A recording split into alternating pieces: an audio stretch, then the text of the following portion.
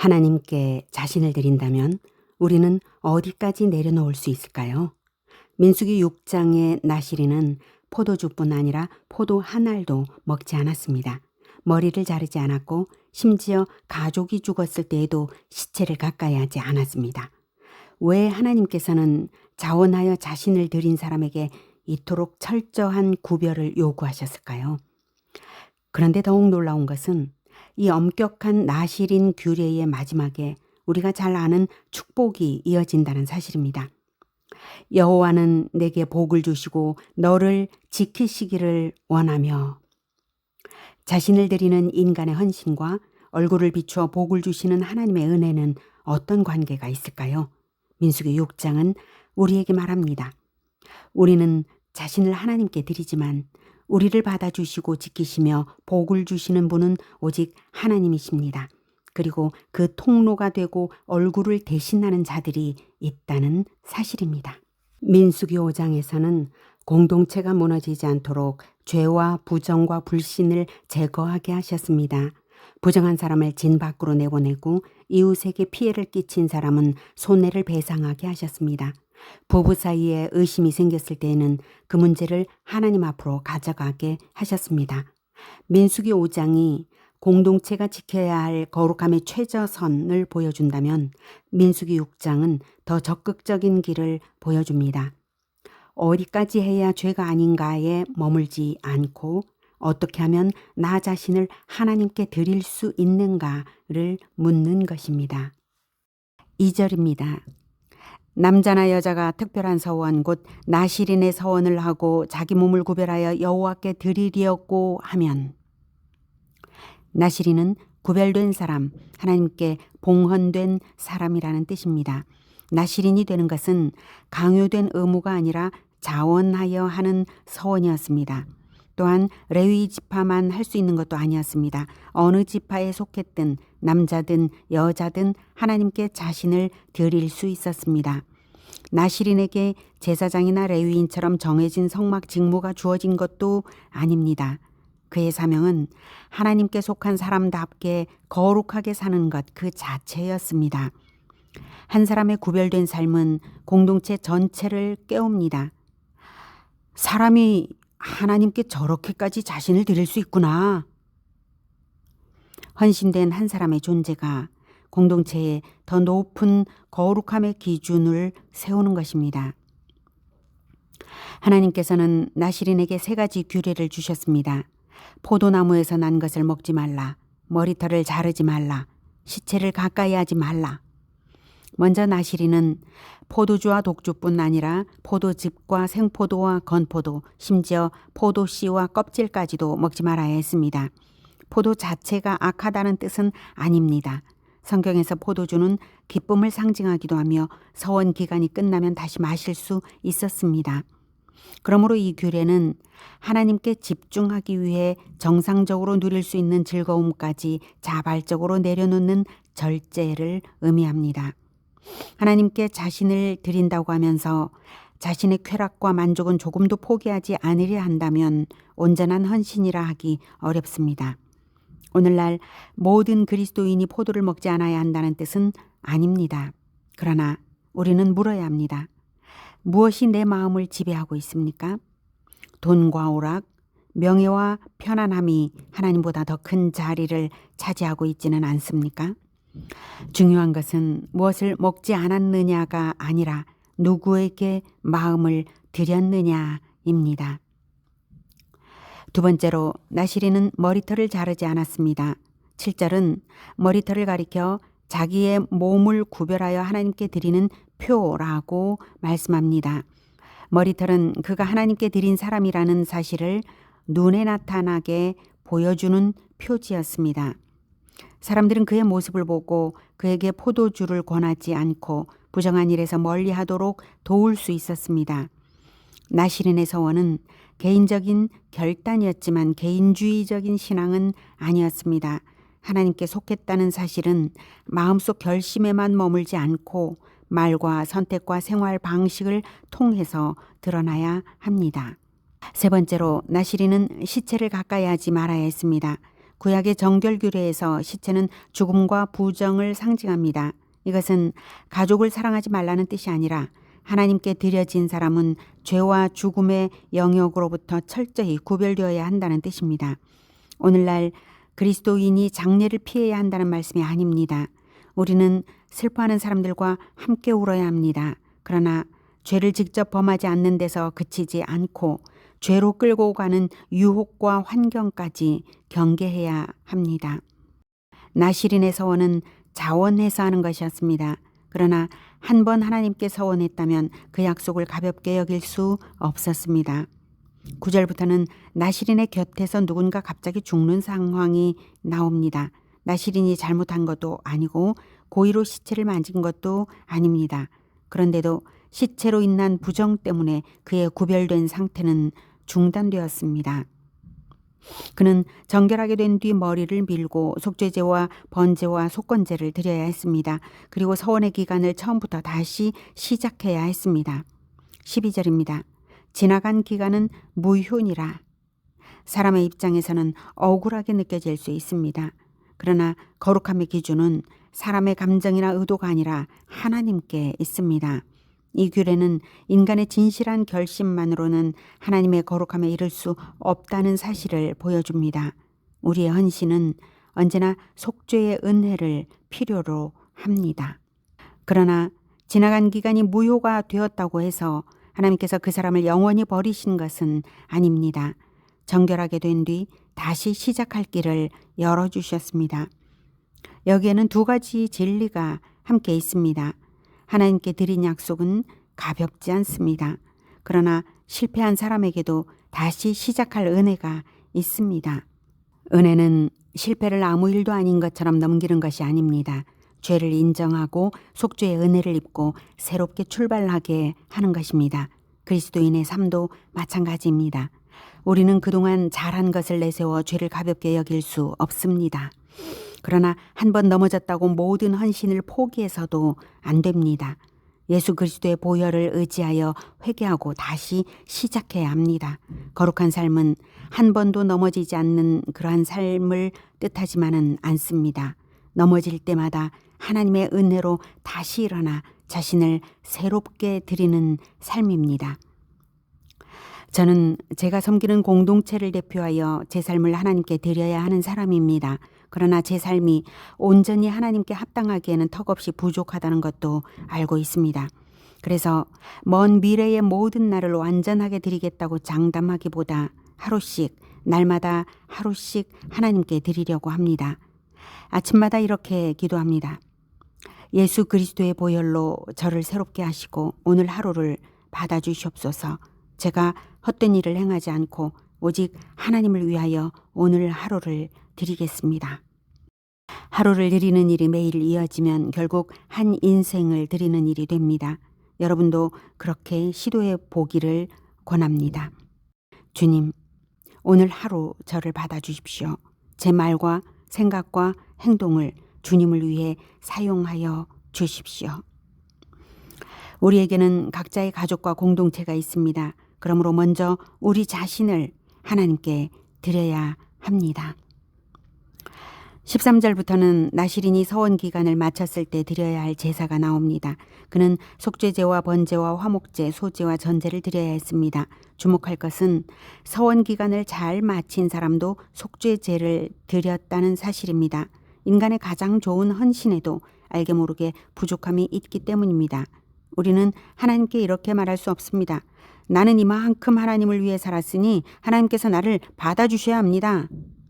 이렇게 말할 수 없습니다. 오히려 이렇게 고백해야 합니다. 하나님께서 은혜로 저의 부족한 헌신까지 받아주셨습니다. 번제는 앞으로도 자신의 삶을 하나님께 드리겠다는 헌신을 나타냅니다.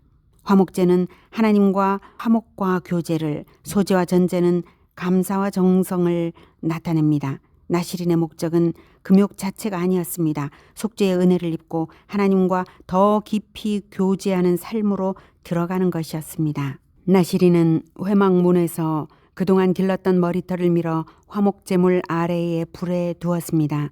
그 머리털은 하나님께 구별되어 지낸 기간을 나타내는 표지였습니다. 그것을 불에 둔다는 것은 그동안의 헌신을 하나님께 돌려드리는 행위였습니다. 일종의 번제입니다. 제가 제 힘으로 완성했습니다가 아니라 하나님께서 지키게 하셨으니 이 모든 것을 하나님께 드립니다. 라는 고백입니다. 그 후에는 다시 포도주를 마실 수 있었습니다. 외적인 서원의 규례는 끝났지만 그 기간에 배운 절제와 순종까지 끝난 것은 아닙니다. 나실인의 서원 기간은 헌신을 끝내기 위한 시간이 아니라 헌신된 인생을 시작하기 위한 훈련이었습니다. 삼손은 태중에서부터 하나님께 드려진 실제 나실인이었습니다. 그러나 그는 하나님께 받은 힘을 자기 욕망을 위해 사용하다가 무너졌습니다. 사무엘과 세례 요한도 나실인과 비슷한 구별과 절제의 삶을 살았습니다. 그러나 예수님을 문자적인 나실인이라고 부르는 것은 정확하지는 않습니다. 예수님은 포도주를 드셨고 죽은 사람에게도 손을 대셨습니다.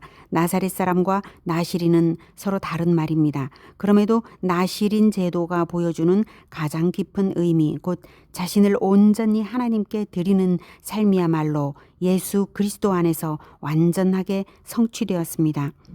예수님은 자신의 편안함을 위해 능력을 사용하지 않으셨습니다. 광야에서 돌을 떡으로 만들지 않으셨고 십자가에서 내려와 자신을 구원하지도 않으셨습니다.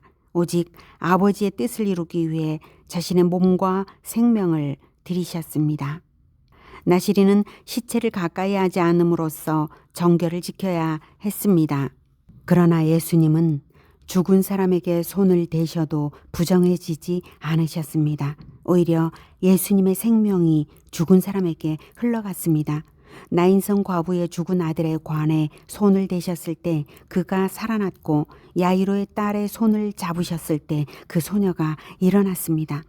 나실인은 죽음에 접촉하지 않음으로써 거룩을 지켰습니다. 그러나 예수님은 죽음에 접촉하여 죽은 사람을 살리셨습니다. 마침내 자신이 죽음 속으로 들어가셨다가 부활하심으로 죽음의 권세를 깨뜨리셨습니다. 나실인의 헌신이 바라보게 했던 온전한 순종은 예수 그리스도 안에서 완성되었습니다. 신약의 그리스도인에게 민수기 6장의 규례가 문자적으로 적용되는 것은 아닙니다.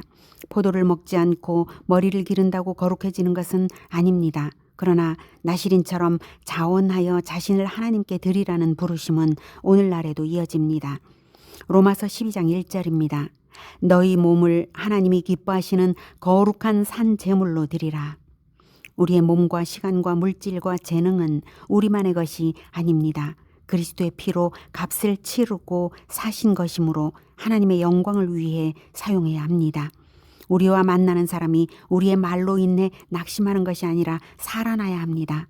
우리의 섬김을 통해 상처 입은 사람이 회복되고 우리의 삶을 통해 죄 가운데 있는 사람이 하나님을 바라보게 되어야 합니다. 그러나 우리는 생명의 근원이 아닙니다. 구원과 생명은 오직 예수 그리스도에게서 옵니다. 우리는 그 생명을 전하는 통로입니다. 민수기 6장 21절까지는 나실인의 헌신을 말씀합니다. 그런데 22절부터는 제사장의 축복이 이어집니다. 여호와는 내게 복을 주시고 너를 지키시기를 원하며 여호와는 그의 얼굴을 내게 비추사 은혜 베푸시기를 원하며 여호와는 그 얼굴을 내게로 향하여 드사 평강 주시기를 원하노라. 여호와의 얼굴이 비추어질 때, 여호와의 얼굴이 나를 보고 미소하실 때 은혜와 평강과 복이 내게로 옵니다. 그렇다면 이스라엘은 어떻게 여호와를 영접하여 그분의 얼굴을 대면할 수 있었을까요? 하나님은 어떻게 이스라엘에게 그분의 얼굴을 보여주셨을까요? 하나님은 대리자를 통해서 대면하시고 은혜와 복을 주십니다. 모세를 통해서, 제사장을 통해서, 그리고 백성 가까이에 있는 나실인을 통해서도 거룩이 일상 가운데 흘러들게 하셨습니다. 그리고 그 대리자들은 모두 훗날 오실 그리스도를 대신한 것이며 그리스도는 제자들과 제자의 제자들을 세상에 남기셨습니다. 요한복음에서 예수님은 말씀하셨습니다. 내가 진실로 진실로 너희에게 이르노니 내가 보낸 자를 영접하는 자는 나를 영접하는 것이요 나를 영접하는 자는 나를 보내신 이를 영접하는 것이니라. 이스라엘의 거룩을 위해 자원하는 나시린들을 받으신 하나님은 지금도 그리스도의 제자들을 받으시고 세상에 보내십니다. 그들을 통로로 사용하십니다. 그리스도의 제자들과 대면하며 세상에 하나님의 얼굴을 보고 은혜와 평강을 하나님께 받기를 기원합니다. 27절입니다. 그들은 이같이 내 이름으로 이스라엘 자손에게 축복할지니 내가 그들에게 복을 주리라. 내가 그들에게 복을 주리라. 축복을 선포하는 사람은 제사장이지만 실제로 복을 주시는 분은 하나님이십니다. 제사장은 복의 주인이 아니라 하나님의 이름으로 복을 전하는 통로였습니다. 오늘날 말씀을 가르치고 공동체를 섬기는 사람도 마찬가지입니다. 사람들이 그에게 종속되는 것이 아니라 하나님을 바라보게 해야 합니다. 그의 말을 통해 인간의 권위가 아니라 예수 그리스도의 복음을 들어야 합니다. 우리는 복의 주인이 아니라 우리는 그 통로입니다. 우리는 구원자가 아니라 복음을 전달하는 통로입니다. 예수 그리스도를 보여주고 하나님의 복을 전하는 증인이며 통로입니다. 그러므로 나시린처럼 우리 자신을 하나님께 드립시다. 우리의 시간과 재능과 물질과 몸을 하나님의 것으로 드립시다. 하나님의 말씀과 복으로 가족과 공동체를 섬깁시다. 상처 입은 사람을 위로하고 낙심한 사람을 일으키며 죄 가운데 있는 사람을 예수 그리스도께 인도합시다. 하나님께 자신을 드리고 하나님의 복을 전하는 우리 모두가 되기를 축복합니다. 여호와는 내게 복을 주시고 너를 지키시기를 원하며 여호와는 그의 얼굴을 내게 비추사 은혜 베푸시기를 원하며 여호와는 그 얼굴을 내게로 향하여 드사 평강 주시기를 원하노라. 아멘. 하나님의 말씀을 함께 듣겠습니다. 민수기 6장 1에서 27절 말씀. 여호와께서 모세에게 말씀하여 이르시되 이스라엘 자손에게 전하여 그들에게 이르라. 남자나 여자가 특별한 서원 곧 나시린의 서원을 하고 자기 몸을 구별하여 여호와께 드리리었고 하면 포도주와 독주를 멀리하며 포도주로 된 초나 독주로 된 초를 마시지 말며 포도즙도 마시지 말며 생포도나 건포도도 먹지 말지니 자기 몸을 구별하는 모든 날 동안에는 포도나무 솟아는 씨나 껍질이라도 먹지 말지며 그 서원을 하고 구별하는 모든 날 동안은 삭도를 절대로 그의 머리에 대지 말 것이라.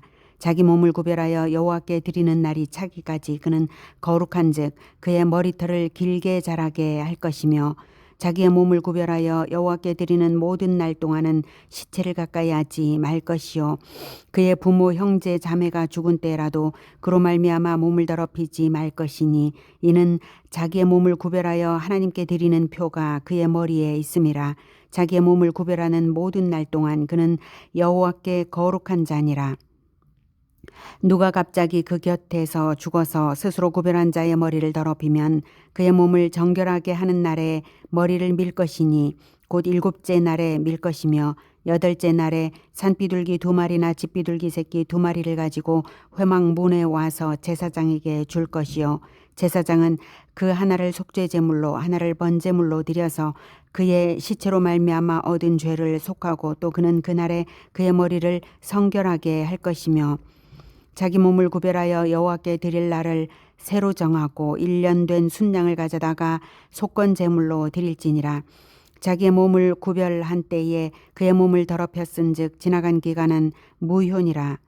나시린의 법은 이러하니라. 자기의 몸을 구별한 날이 차면 그 사람을 회막문으로 데리고 갈 것이요 그는 여호와께 헌물을 드리되 번제물로 1년 된 흠없는 순양 1마리와 속죄제물로 1년 된 흠없는 어린 암양 1마리와 화목제물로 흠없는 순양 1마리와 무교병 1광주리와 고운 가루에 기름 섞은 과자들과 기름 바른 무교 전병들과 그 소제물과 전제물을 드릴 것이요 제사장은 그것들을 여호와 앞에 가져다가 속죄제와 번제를 드리고 화목제물로 순양의 무교병 1광주리를 아울러 여호와께 드리고 그 소제와 전제를 드릴 것이요 자기의 몸을 구별한 나시린은 회막문에서 자기의 머리털을 밀고 그것을 화목제물 밑에 있는 불에 둘지며 자기의 몸을 구별한 나실인이 그의 머리털을 민 후에 제사장이 삶은 순양의 어깨와 광주리 가운데 무교병 하나와 무교전병 하나를 취하여 나실인의 두 손에 두고